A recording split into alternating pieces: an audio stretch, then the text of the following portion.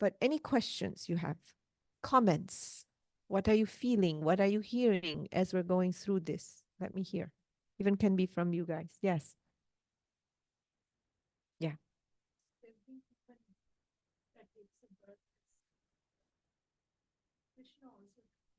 Yeah. So see, the question is, every human that takes a birth is blind, has some degree of ignorance. But Krishna also took birth. So what about him? It's a good question, right? You notice that there's layers of ignorance. It's what I said, right? We're encapsulated in a body, and we have to some degree tamas, if you want, or lack of awareness, if you want, or body awareness. Remember what I said, it's ignorance of the essence, who we really are. That is the ignorance that I talk about. We come in with conditioning, we come in with vasanas, we come in with likes and dislikes, should be, should not be. Some likes and dislikes, some should be, should not be, some assumptions, some beliefs are very deep in some people. And the same beliefs in some other people are a little surface. They might call them preference versus right. Correct? So that's the first thing to recognize. Awareness, consciousness is a breath that's very wide. Now, Krishna is born fully awake. Dhritarashtra is fully ignorant in this scene, metaphorically speaking. He's born blind physically also. Now look, just because you can't physically see doesn't mean you don't have vasanas and impressions. Correct? Kama, whatever impressions you have are in the mind. They have nothing to do with whether you can hear or see or anything or taste. There's nothing to do with it at all. So Lord Krishna here is the other side of the equation, fully awake. He is the Lord, the divine himself. And what level of ignorance there is, if you want to call it that, is just preservation of the body. No, like Gurudev, he's not going to stick his hand into fire and say fire is also God. You know, that's not what fire is. Fire. It burns. So only the crescent moon of Shiva is just that tiny layer of body awareness exists in the enlightened. That's why Shiva has a crescent moon. It's not the full moon, although that's a different metaphor. It's just a tiny sliver, just enough to preserve the body, for the body to digest food, to eat, to rest, to walk, to move, to not walk into traffic. These basic things are there. Yeah? Anything else? Question, comment? Yes. What's really good in Duryodhan? I mean, he's, you know, the way I perceive it, just like any one of us, he's also my dad and my kingdom and my brothers. I don't see him as having bad qualities. He's just more prominent, this one thing in this moment around this issue.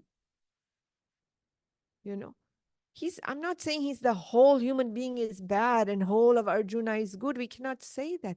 Look at our own life. Events, one single event locks us in. We get defined by an event. Correct? So in this moment, we might be seeing Duryodhan with this certain quality, arrogance or whatever. But from his perspective, if you think about it, his father was sitting on the throne when he was born. Whether he was acting king or not is a whole different story. So for those of you who are still listening, Pandav, the father of the 5 bros, he was made the king. He died. And when he died, the elder brother, the blind king, was put on the throne. He's sort of an acting king to the king that died. You see? But when Duryodhan is born, he sees his dad on the throne. Why wouldn't he think this belongs to me? You tell me. Wouldn't you? from my perspective, if I was sitting there and I grew up like that, and just because when I'm old enough to understand, after I'm fully conditioned into me and mine, that's what's happened. They say, oh, by the way, your dad really isn't the king. Why not? Well, because he couldn't see. Oh, they did that to my dad just because he couldn't see? Isn't that the conversation you and I would have? So don't you see, we are all of this thing that's going on. They did that to my dad. How could they do that to my dad? Oh my God. No, it's my kingdom. And then he has an uncle in the background who's constantly goading him on. This is your kingdom. You have the right to it. You should get it. Get rid of those people. The uncle's trying to destroy his sister's family, basically. He wants both of them to lose. Doesn't this also happen? We get into moments where nobody wins. Do we have these battles and conflicts in our life or not? I don't care. If I don't get it, they don't get it. If I don't get into his room, nobody's going into his room.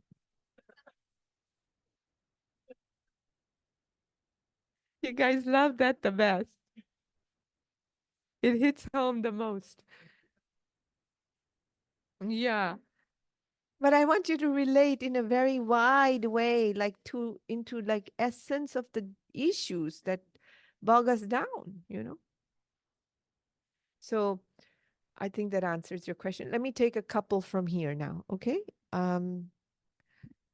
We have Amit. Can you unmute yourself and ask your question? Gurdev, you made a comment about a righteous man pretending to be righteous is worse than a wrong man. That's very striking comment. Wanted to hear more from it. Thank you. Well, now you have to do some manana on it, but you see how it hit? This pretext, the world is, you go to churches or temples or mosques, it's full of these people. Yes or no? I could be hung. I'm glad, witch hunting is over, but just think about that. It's full of people who speak all the right things and whatnot, and they're so righteous, and they go to the temple all day and whatever. And then when they go home, it's like slaughter a bakri, you know? They're just willing to do anything and everything. And those people are more dangerous because you don't see immediately. Duryodhan, you don't have to guess that Duryodhan is cuckoo. He plays it out all his life, the whole time. You know, you think, what's his name? The Yudhishthir. The whole story is how good he is, and he thinks and blah. And then at the end, he put everybody at stake. I never even got into the wife being at stake because, he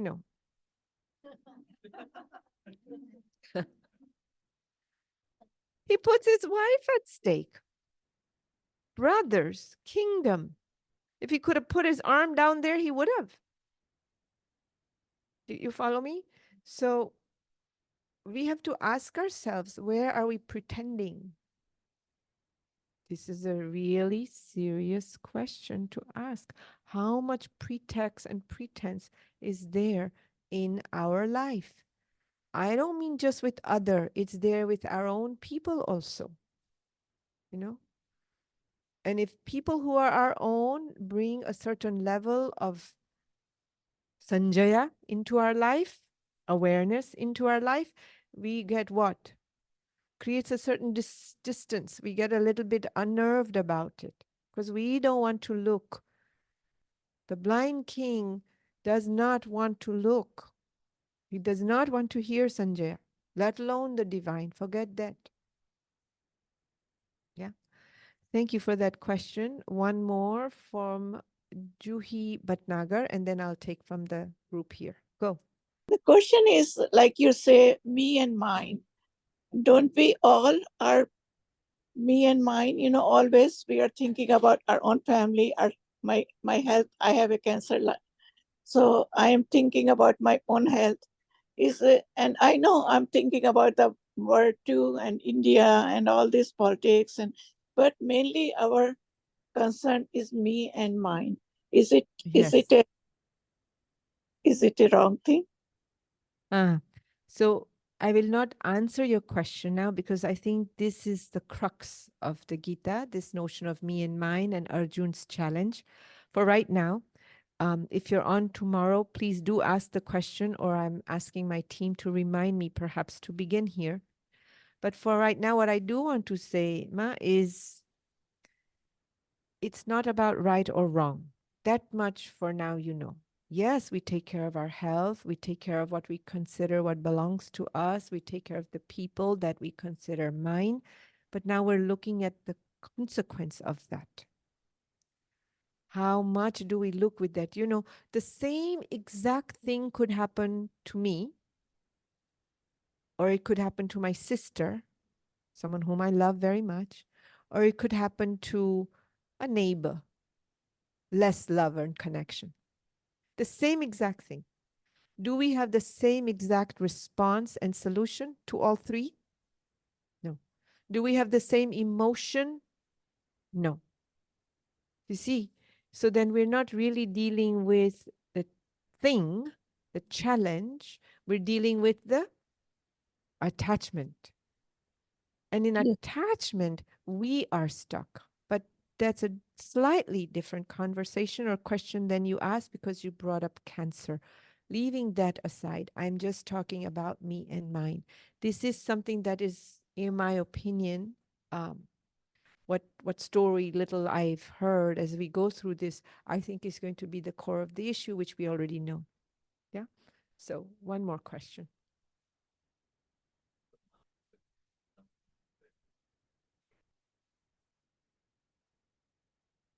If the mind disagrees with something, what should be the approach I take? I cannot answer that question. No, if you disagree, you should tell me. You should say, Didi, you said it this way. Because you remember what I said. I am not spokesman for the truth. I'm just speaking as we hear this, what I'm perceiving from my state of consciousness, my journey. And you, that's why I'm inviting you to self-reflect. You will have your own journey and your own, and I invite you to share another approach because I want to learn also. I want to learn as in be more mindful, you know? So tell me what you see differently. I invite that.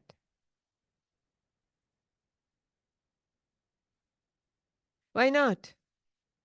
See, that's chicken shit. That is playing. Because you invite the question and then you add an answer, but then you don't want to move with it. Here's the thing I tell you, 99% of us do not play the role we sign up for. What role are you in right now? Student. What role are we in with Gurudev? Student, disciple, devotee, whatever you want to say. You know, we are seeking and knowing that he has the thing. In this case, I'm not technically a teacher. I'm not sitting in that role because my upfront statement is this is my journey that I would like to share as we go a little further. So I'm not saying it's right or wrong. Correct? And I'm saying reflect and share and contribute. So what is the part of you that's asking that question? If we disagree, what would we do? Which role are you playing in your mind? You want to be the student. Okay, so then you're asking the teacher, because I could technically be considered that if I'm sitting here at some degree, right? So ask the question. It's so important that we do ask so that Sanjay can become stronger. And of course, we get more established in the Lord, our nature.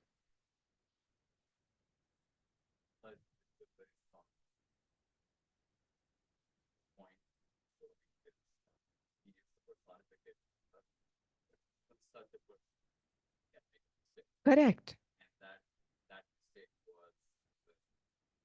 Correct. So that's exactly what I'm saying. I'm exactly saying that nobody is to be romanticized here. We are all human, walking the path. The moment we're born, this is what we do. And in this moment, right? Actually, you're making me repeat the whole talk, but I will do it. Because what did I say? We are locking into a single issue. We are judging Arjun, we're judging Duryodhan, we're judging Yudhishthir, and that is what our mind does it not? That's what I'm saying. That's exactly what we do. He's done 1,000 amazing things, but he also has this quality. It's not that he is free of the pairs of opposites. That is the point here. So we are in agreement. And it's very strong, but we do have to hear it. To me, that's almost as blind as the Drashtra. When you put the kingdom and the 5 brothers and your wife, how lack of awareness would you be in that moment? How caught up are you in that moment that you forgot to say, this is life. These are my brothers. This is my wife. He's lost. He went from Sanjaya being very strong in him. That's what Yudhishthir stands for, right? Correctness, dharma.